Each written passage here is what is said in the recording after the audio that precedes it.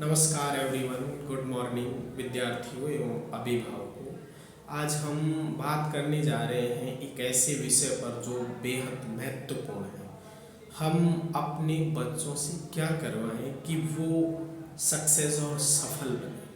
इसके लिए आज हम जो वीडियो में बताने जा रहे हैं, हम इसमें आपको ये बताएंगे कि एक सफल पेरेंट्स कैसे होने चाहिए, माता पिता का क्या योगदान रहना चाहिए। तो छोटी छोटी बातों पर आप ध्यान से सुनिएगा कि माता पिता बच्चों की सबसे बड़ी पाठशाला है। बच्चा वही सीखता है जो आप सिखाना चाह रहे हैं, जो आप करने जा रहे हैं। तो इस पर थोड़ा ध्यान रखिएगा कि बच्चा हमसे सीखता है, हम क्या कर रहे हैं, हम कैसे बात कर रहे हैं, हमारे रहन सहन का तरीका क्या है। तो इन चीज़ों से बच्चा पहली जो पाठशाला है घर पे, उसमें सीख पाता है। अभी हम बात करेंगे कि पहला जो टॉपिक है वो है अपने बच्चों से बेहद प्रेम करें। करते तो सभी हैं, लेकिन कई पेरेंट्स ऐसे होते हैं कि जैसे बच्चा पढ़ने में कमज़ोर है तो पड़ोसी के, यहाँ वहाँ के रिश्तेदारों के बच्चों से तुलना शुरू कर देते हैं।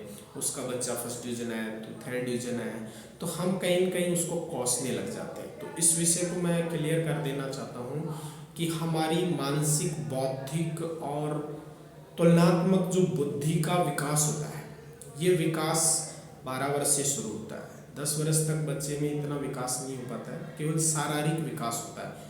मानसिक, बौद्धिक और सामाजिक, समाज को समझने का जो विकास है वो 12 वर्ष के बाद में शुरू होता है। तो 12 वर्ष के बाद में बच्चा आपका 8वीं, 9वीं, 10वीं, 11वीं इन क्लासों में अध्ययनरत रहता है। ऐसे समय में उनको समझाने की कोशिश करें। आप छोटे बच्चों को कितना भी समझाओ समझ नहीं पाएंगे, लेकिन किशोर अवस्था के बाद बच्चों में मानसिक यानी मन से, बौद्धिक यानी बुद्धि से विकास होता है। तब उनकी बुद्धि को और मानसिक स्थिति को समझने की कोशिश करें। बच्चा क्या सीखना चाहता है, हम क्या सिखा रहे हैं। तो उस टाइम पे आपको बहुत ध्यान देने की ज़रूरत होती है। पहली बात, बच्चों को कभी भी पढ़ने के लिए फोर्स न करें। आप पढ़िए पढ़िए नहीं, पढ़ने के लिए नहीं, बच्चे को सीखने के लिए प्रेरित करें। बेटा आज तुमने ये चीज़ सीखी कि नहीं सीखी, आपको इसका मल्टीप्लाई आता है कि नहीं आता, आपका इसका गुणा भाग अच्छे से आ रहा है, मुझे सिखाओ। आज आपने एप्लीकेशन सीखी, बनाना आता है, लिखना आता है, देखिए मुझे सिखाओ। तो हमेशा बच्चों को सीखने के लिए प्रेरित करें। पढ़ने के लिए प्रेरित करेंगे तो वो उसे बहुत समझ कर खेलने के लिए। अभी मोबाइल का युग है, मोबाइल दे दिया आपने, मोबाइल से बच्चा देख रहा है, तो उससे ये पूछो कि इससे क्या मिला, आपने जो देखा है उससे क्या सीखा। तो पहला पॉइंट ये है कि बच्चे को पढ़ने की बजाय सीखने के लिए प्रेरित करें। बात नंबर 2, इसके बाद है कि बच्चों में गलतियां कम और खूबियां ज़्यादा ढूंढें। आप अपने बच्चों में 50 गलतियां बता सकते हैं, दूसरों को बुराई बता देते हैं, पर कभी भी पेरेंट्स अपने बच्चों की तारीफ दूसरों को नहीं सुनाते हैं कि मेरे बच्चे में ये गुण है, क्वालिटी है। इसके बारे में आप कभी भी बच्चों की तारीफ नहीं करेंगे। आप टीचर्स के पास जाएंगे, स्कूल में जाएंगे तो आप बुराई करेंगे, मेरा बच्चा पढ़ता ही नहीं है, सारे दिन भर खेलता रहता है। भाई ऐसा मत करिए, उसकी मानसिक भावनाओं को कहीं न कहीं ठेस पहुंचती है। किस उम्र में, जब वो किशोर अवस्था से ऊपर आ रहा है। तो ऐसी छोटी छोटी बातों का बहुत विशेष ध्यान रखें कि आप कारणवश भी बच्चे को नकारात्मकता पर न ले जाएं। इसके बाद है आप बच्चों को फ्री न रखें। बच्चों को बिल्कुल भी फ्री न रखें। फ्री रखने का मतलब है कि वो इधर उधर यहाँ वहाँ न जाए। पहले देखिए उसका एक टाइम टेबल सेट करिए। पेरेंट्स सुबह उठना, नहाना धोना, उसके बाद जैसे स्कूल जाता है 2 बजे स्कूल से आया, उसके बाद चलो ठीक है सो जाता है, सो जाने दीजिए। उसके बाद उठता है तो आप उसे सीखने के लिए लर्निंग टीचर रखिए या कोचिंग की व्यवस्था रखिए कि आधे 1 घंटे कोचिंग पे जाए। वहाँ से फ्री होने के बाद वो आउटडोर गेम्स खेले, यानी जो शारीरिक व्यायाम है वो गेम्स खेले। शाम को जल्दी सोने की आदत डालिए और सुबह जल्दी उठने की आदत डालिए। तो धीरे धीरे, मेरे कहने का मतलब है कि बच्चे को गलत मानसिकता में जाने के लिए फ्री मत रखिए। बच्चा फ्री है तो पड़ोसी कह देगा बेटा जब दुकान से 2 तानसेन ले आ। आप इस चीज़ को नोट कीजिए कि वो तानसेन लाने में देखने में, सूंघने में, वहाँ तक पहुँचाने में कितनी नकारात्मकता का शिकार हो रहा है। इसलिए बच्चों को आप नौकर मत बनाइए, मालिक बनाइए, मालिक के बेटे हैं तो। इसलिए आप उन्हें अच्छा सीखने का तरीका दीजिए सीखने के लिए। ऐसा नहीं है कि हर कोई यूजलेस, नहीं, बच्चों के साथ आप गलत व्यवहार नहीं कर सकते।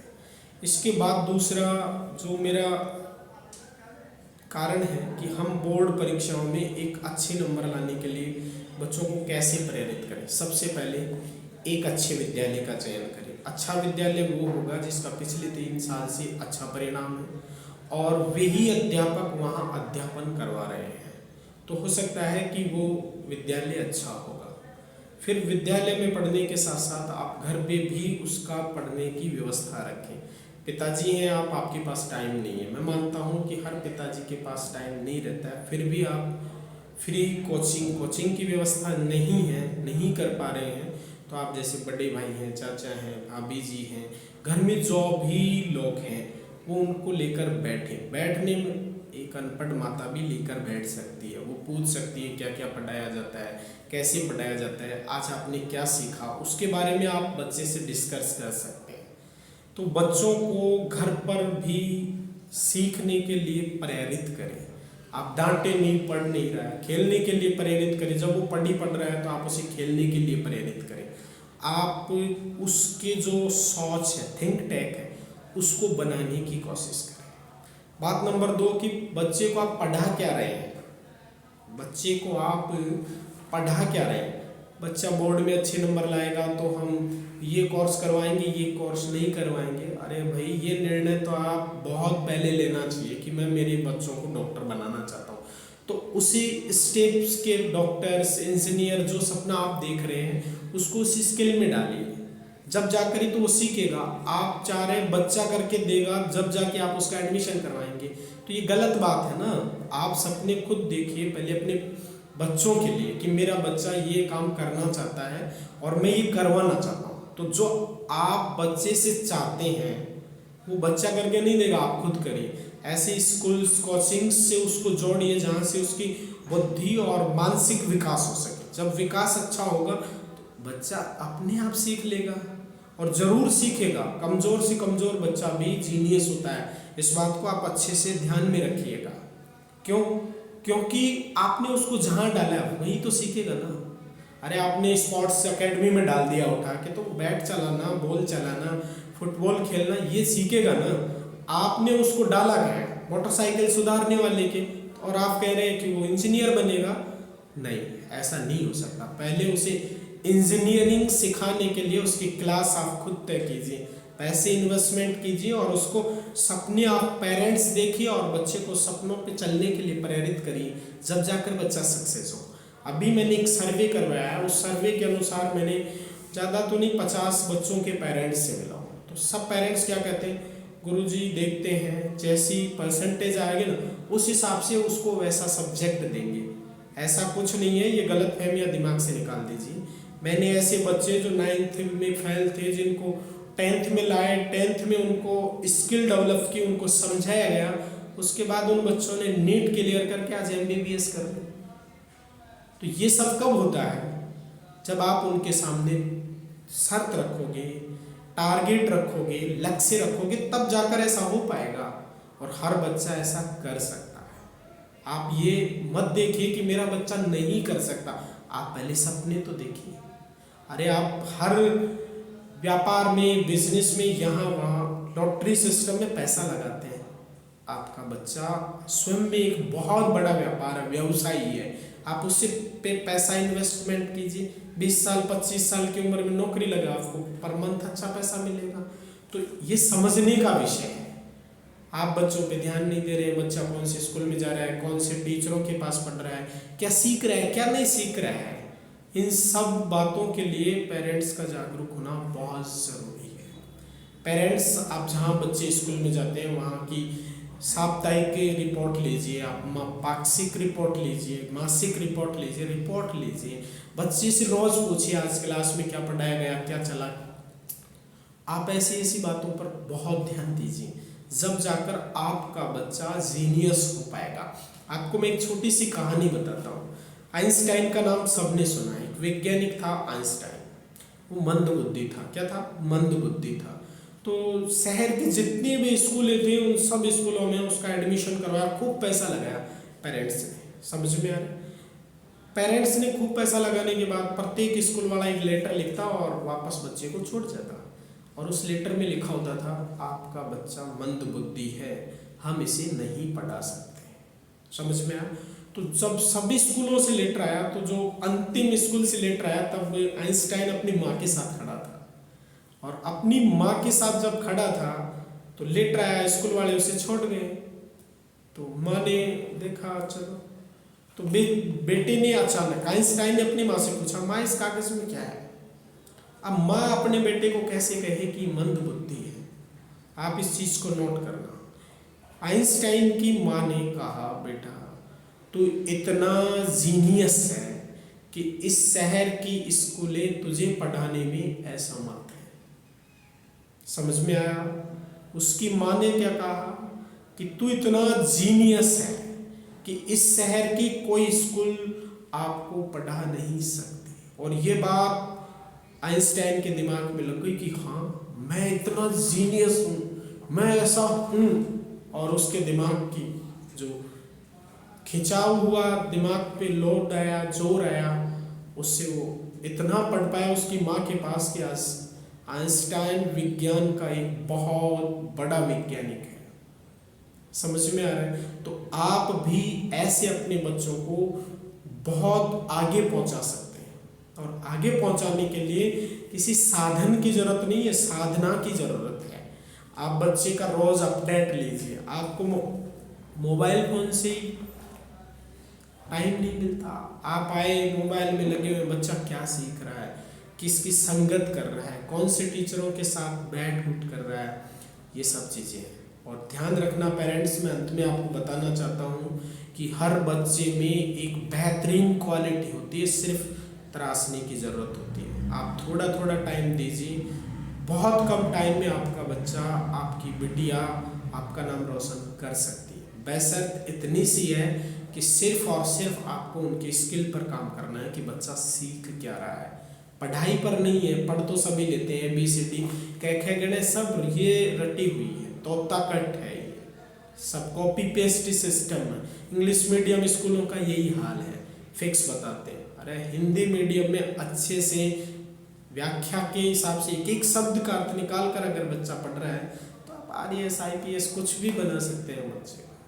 इसलिए आप खुद रोजाना, मैं ये मानता हूँ कि एक माता पिता अगर बच्चे को रोज 5 मिनट दे रहे हैं, कितने? 5 मिनट, तो 30 दिन की 150 मिनट की क्लास होती है, जो दुनिया की सबसे सर्वश्रेष्ठ क्लास है। बच्चे को कोसना बंद करें, उसके लिए ऑफर्स रखें। बेटा इतने नंबर आने पर आपको साइकिल, लैपटॉप, कॉपी, किताब, पेन, जो भी उसकी सोच के अनुसार है वैसे ऑफर्स उसके साथ रखते जाइए, और एक अच्छे तरीके से बच्चे को प्रिपेयर कीजिए, अच्छे विद्यालय में एडमिशन करवाइए, फुल टाइम उसे फ्री मत रखिए, उसे खेल खिलाइए, वो खेलना चाहिए, पढ़ना चाहिए, सीखना चाहिए। सीखने से ज़्यादा मानसिक बुद्धि का विकास होता है। जबकि हम डेंजरस जो काम होते हैं उन में हम बच्चों को संलिप्त नहीं करते कि नहीं तेरे लग जाएगी। अरे नहीं, आप खतरों से खिलाइए, उसे सीखने दीजिए, चोट लगने दीजिए। जितना ज़्यादा बच्चा सीखेगा उतना ही आगे बढ़ेगा। तो पेरेंट्स, इस वीडियो से मैं आपको मैसेज देना चाहता था कि सबसे पहले आप बच्चों के लिए लक्ष्य तय करें। 10वीं बोर्ड में मेरा बेटा 90 बना सकता है, ये आप खुद तय करिए। बना सकता है, 95 बना सकता है, कोई मुश्किल काम नहीं है। सिर्फ कितना सा काम है, आपको स्कूल से जुड़ना है, स्कूल से रिपोर्ट लेनी है, बच्चे को स्कूल के बाद कोचिंग या घर पे स्किल समझने और पढ़ने की व्यवस्था करनी है, और उसके बाद रोजाना उसका थोड़ा थोड़ा सा अपडेट लेना है। इतना सा करने मात्र से आपका बच्चा आपके अनुसार मन चाहे परिणाम दे सकता है। तो मैं अंत में कहना चाहूँगा कि आप बहुत अच्छे पेरेंट्स हैं। आप बच्चों को प्रेरित करें, उत्साहवर्धित करें, और नए सत्र 2023 और 24 में एक अच्छे विद्यालय, एक अच्छे कोचिंग्स, एक अच्छे टीचर्स और एक अच्छे पेरेंट्स के साथ अपने बच्चे को जोड़कर उज्जवल भविष्य के लिए आप तैयारी करें और बच्चे को इस तरह से आगे बढ़ाएं।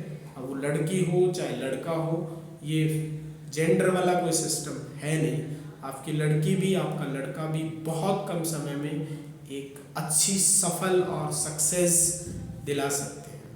तो अंत में मैं ये कहना चाहूँगा कि आप वीडियो देखकर आप गाइडेंस के लिए हमसे जुड़ सकते हैं, हमसे बात कर सकते हैं और मोबाइल नंबर भी आपको जो आ रहे हैं आपके पास आए हैं उन्हीं से आप बात कर सकते हैं। ठीक है, थैंक यू, नमस्कार।